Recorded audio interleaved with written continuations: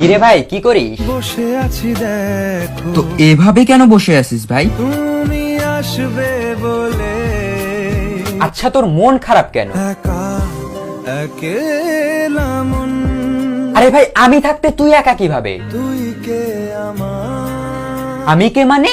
আমাকে তুই ভুলে গেলি? না রে না ভাই তুই কি তোর লাইফে ভালোভাবে বাঁচতে চাস না? বেঁচে থেকে লাভ কি বল বেঁচে থেকে লাভ কি মানে?